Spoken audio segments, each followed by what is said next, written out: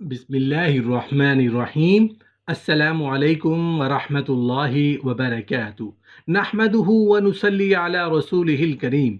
अम्मा बाद। हज़रत आदम अलैहिस्सलाम को हम बिस्तरी करना किसने और कैसे सिखाया था?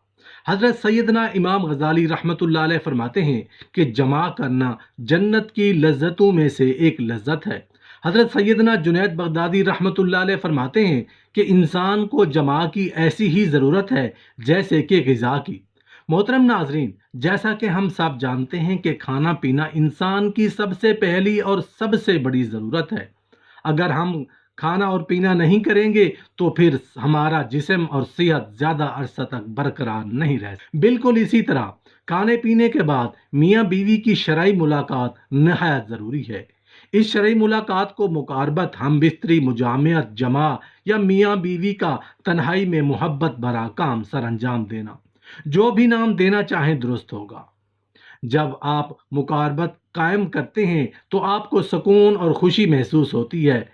आप भी अपने आप से प्यार करने लगते हैं। मियाँ बीवी की मुकारबत के दौरान ऐसे हार्मोन्स खारिज होते हैं जो खुशी का बायस बनते हैं। जब मियाँ बीवी खुश होते हैं तो एतमादी में इजाफा होता है और मोहब्बत में भी इजाफा होता है। अल्लाह तबारक व तआला ने हज़रत आदम अलैहिस्सलाम के बाद हज़रत हव्वा अलैहिस्सलाम को पैदा फरमाया और यूं नस्ल इंसानी की तख्लीक हुई, जिसकी इब्तदा हज़रत आदम अलैहिस्सलाम को मट्टी से पैदा फरमाने के बाद हुई। हज़रत आदम अलैहिस्सलाम को अल्लाह तबारक व तआला ने जन्नत के अंदर तख्लीक फरमाया और हज़रत आदम अलैहिस्सलाम जन्नत के अंदर अकेले बशर थे और उनकी जिन्स से कोई भी बशर मौजूद न था कि जिसके ज़रिए से हज़रत आदम अलैहिस्सलाम उनसियत हासिल करते। चुनाचे आप अपने दिल के अंदर सोचा करते, काश मेरा भी कोई हम जिन्स बशर होता ताकि मैं भी उससे उनसियत हासिल करता। अल्लाह तबारक व तआला खूब जानता था जो कि हज़रत आदम अलैहिस्सलाम के दिल के अंदर चल रहा था। जबकि हज़रत आदम अलैहिस्सलाम सो रहे थे तो उनके जिस्म से हज़रत हव्वा अलैहिस्सलाम को बाईं पसली से पैदा फरमाया ताकि आप हज़रत हव्वा अलैहिस्सलाम से उनसियत हासिल कर सकें। चुनाचे जब हज़रत आदम अलैहिस्सलाम बेदार हुए तो आपने हज़रत हव्वा अलैहिस्सलाम को अपने सामने देखा तो आपने सवाल किया, तू कौन है? तो उन्होंने जवाब दिया कि मैं औरत हूँ।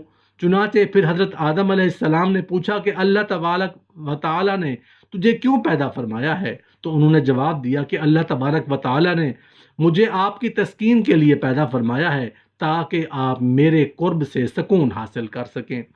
नाज़रीन मोहतरम, यही वजह है कि हदीस पाक में नबी करीम सल्लल्लाहु अलैहि वसल्लम ने कंवारे लड़के और लड़की को मस्कीन करार दिया, क्योंकि दोनों का कोई मोनिस नहीं होता। लिहाजा उनकी जल्दी शादी कर देनी चाहिए ताकि वो मियाँ बीवी एक दूसरे के कुर्ब से सुकून पा सके। बाद रिवायत के अंदर आया है कि हज़रत आदम और हव्वा अलैहिस्सलाम जन्नत के अंदर खुशी खुशी रहते थे और वहाँ पुरऐश ज़िंदगी गुजार रहे थे। लेकिन ये बात याद रखें कि अल्लाह तबारक व तआला ने जन्नत में हज़रत हव्वा अलैहिस्सलाम की तख्लीक से पहले ही हज़रत आदम अलैहिस्सलाम को एक दरख्त के करीब जाने से और फल खाने से मना फरमा दिया था। जबकि बाद रिवायत के अंदर इस वाक़े को इस तरह जिक्र किया गया है कि हज़रत आदम अलैहिस्सलाम जब जन्नत के अंदर रहते थे तो उनका कोई मुनिस व गमख्वार नहीं था, क्योंकि आप अकेले इंसान थे। चुनाचे आपके दिल के अंदर ये चाहत थी कि काश मेरी जिन से कोई और भी होता कि जिससे मैं तस्कीन हासिल करता। तो अल्लाह तबारक व तआला ने हज़रत आदम अलैहिस्सलाम पर नींद का गलबा फरमाया। नाज़रीन मोहतरम, ये बात याद रखें कि ये पहली नींद थी जो कि बनी आदम पर तारी हुई। चुनाचे उसी नींद के अंदर अल्लाह तबारक व तआला ने हज़रत हव्वा अलैहिस्सलाम को हज़रत आदम अलैहिस्सलाम की बाईं पसली से पैदा फरमाया। चुनाचे जब हज़रत आदम अलैहिस्सलाम बेदार हुए, आपने अपने सामने एक ऐसी बशर औरत को देखा जो कि आपसे बहुत ज़्यादा मुशाबहत रखती थी और जिनसे बशरियत के अंदर बहुत ज़्यादा हसीन व जमील थी। चुनाचे हज़रत आदम अलैहिस्सलाम ने जैसे ही हज़रत हव्वा अलैहिस्सलाम को देखा तो आप सब कुछ जान गए कि ये क्यों और किस वजह से पैदा हुई हैं और उनका नाम क्या है, क्योंकि अल्लाह तबारक व तआला ने आपको पहले ही तमाम चीज़ों का इल्म सिखा दिया था।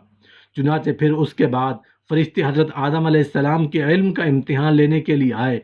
ان کے پاس آئے، حضرت آدم علیہ السلام کو سلام کیا۔ حضرت آدم علیہ السلام کو سلام کرنے کے بعد فرشتوں نے حضرت آدم علیہ السلام سے پوچھا، یہ سامنے تمہارے جو مخلوق موجود ہے یہ کیا چیز ہے؟ تو حضرت آدم علیہ السلام نے ارشاد فرمایا کہ یہ عورت ہے۔ چنانچہ پھر ان فرشتوں نے سوال کیا، یہ اس عورت کا نام کیا ہے؟ تو حضرت آدم علیہ السلام نے فرمایا اس کا نام حوا ہے۔ جس پر فرشتوں نے پھر سوال کیا، اس کا نام حوا کیوں رکھا گیا ہے؟ چنانچہ حضرت آدم علیہ السلام نے جواب دیا، کیونکہ ان کو ایک زندہ انسان سے پیدا کیا گیا ہے، اسی وجہ سے اس کا نام حوا علیہ السلام رکھا گیا ہے۔ حضرت ابراہیم نخعانی رحمۃ اللہ علیہ روایت کرتے ہیں کہ جب اللہ تبارک و تعالی نے حضرت آدم علیہ السلام کو پیدا فرمایا تو اللہ تبارک و تعالی نے حضرت آدم علیہ السلام کی طرف ایک فرشتے کو بھیجا۔ حضرت آدم علیہ السلام کو جمع یعنی ہم بستری کرنے کا حکم دیا، تو انہوں نے حضرت حوا علیہ السلام سے ہم بستری کی۔ چنانچہ جب حضرت آدم علیہ السلام جمع سے فارغ ہوئے تو حضرت حوا علیہ السلام نے کہا، اے آدم علیہ السلام، یہ تو بہت اچھی چیز ہے، اس کو میرے ساتھ اور زیادہ کرو۔ اس حوالے سے اس کی کوئی سند موجود نہیں کہ یہ روایت درست بھی ہے یا نہیں، اور بعض روایات کے اندر اس واقعہ کو کچھ اس طرح بیان کیا گیا ہے کہ جب اللہ تبارک و تعالی نے حضرت آدم علیہ السلام اور حوا علیہ السلام کو شجر ممنوعہ کا پھل کھانے کی وجہ سے زمین پر اتار دیا تو وہ کافی عرصے تک ایک دوسرے سے جدا رہے۔ چنانچہ حضرت آدم علیہ السلام اللہ تبارک و تعالیٰ کی محبت اور اپنے اس اجتہادی خطا پر بہت زیادہ گریہ و زاری فرمایا کرتے تھے۔ چنانچہ آپ کے رونے کی شدت کی وجہ سے ایک دن حضرت جبرائیل علیہ السلام نے اللہ تبارک و تعالیٰ کی بارگاہ کے اندر حضرت آدم علیہ السلام کی سفارش کی، جس پر اللہ تبارک و تعالیٰ نے حضرت آدم علیہ السلام کے دل کے اندر توبہ کرنے کے طریقے کا ایقاع فرمایا۔ میرے پیارے حبیب نبی کریم صلی اللہ علیہ وآلہ وسلم کے وسیلے سے میری بارگاہ کے اندر توبہ کرو تو میں تمہاری توبہ قبول کر لوں گا۔ چنانچہ پھر اسی طرح سے حضرت آدم علیہ السلام نے اللہ تبارک و تعالیٰ کی بارگاہ کے اندر توبہ کی تو اللہ تبارک و تعالیٰ نے ان کی توبہ کو قبول کرتے ہوئے حضرت جبرائیل علیہ السلام کو خوشخبری سنانے کے لیے بھیجا۔ چنانچہ حضرت جبرائیل علیہ السلام حضرت آدم علیہ السلام کے پاس آئے اور ان کی توبہ کی مقبولیت کی خوشخبری ان کو سنائی، اور پھر حضرت آدم علیہ السلام کو لے کر آپ مکہ مکرمہ تشریف لے آئے اور وہاں پر کعبۃ اللہ شریف کی، اور حضرت آدم علیہ السلام نے بنیادیں رکھی اور حجر اسود پتھر کو بھی نصب کیا جو کہ آپ کے ساتھ جنت سے آیا تھا۔ اس کے بعد حضرت آدم علیہ السلام نے حضرت حوا علیہ السلام سے میدان عرفات کے اندر دونوں کی ملاقات کروائی۔ چنانچہ عرصے کی دوری اور وقت اور دنیا کے تغیرات کی وجہ سے دونوں کے اندر کافی تبدیلیاں آ چکی تھیں، اس وجہ سے دونوں ایک دوسرے کو نہ پہچان سکے، جس پر حضرت جبرائیل علیہ السلام نے تعارف کا کام کروایا اور دونوں کا ایک دوسرے سے تعارف کروایا۔ ناظرین محترم، اس کے بعد حضرت آدم علیہ السلام اور حضرت حوا علیہ السلام اکٹھے رہنے لگے، لیکن چونکہ حضرت آدم علیہ السلام کو جنت کے اندر حضرت حوا علیہ السلام سے قربت کرنے سے منع کر دیا گیا تھا اور نہ ہی کسی قسم کی طوالت و تناسل کا سلسلہ شروع ہوا تھا، اس لیے حضرت آدم علیہ السلام اور حضرت حوا علیہ السلام علیحدہ علیحدہ سویا کرتے تھے۔ چنانچہ ایک مرتبہ اللہ تبارک و تعالیٰ نے حضرت جبرائیل علیہ السلام کو حکم دیا کہ جاؤ اور حضرت آدم علیہ السلام کو حکم دو کہ وہ حضرت حوا علیہ السلام سے جمع کریں اور ان کو آداب مباشرت بھی سکھاؤ۔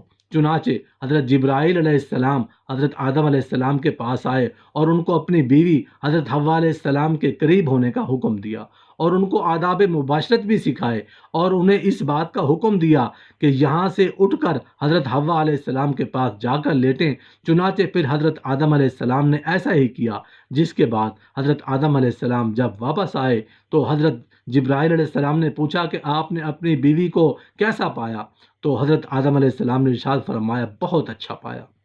محترم ناظرین، اس حدیث پاک کے بارے میں علماء کرام نے یہ ارشاد فرمایا ہے کہ یہ حدیث منکر ہے، کیونکہ اس حدیث کے اندر راوی ایسے ہیں کہ جن کو امام بخاری نے منکر قرار دیا ہے۔ پھر اس کے بعد حضرت حوا علیہ السلام سے نسل انسانی کی ابتدا ہوئی، اور بعض روایات کے اندر ذکر ہے کہ آپ 20 حمل ٹھہرے اور آپ کے ہاں 20 لڑکے اور 20 لڑکے یہاں پیدا ہوئیں، اور اس طرح سے نسل انسانی پھلتی پھولتی ہوئی آج ہم تک پہنچی ہے۔ اللہ تبارک و تعالیٰ سے دعا ہے کہ اللہ تبارک و تعالیٰ ہمیں واپس اپنے مقام جنت کے اندر پہنچنے کی توفیق عطا فرمائے۔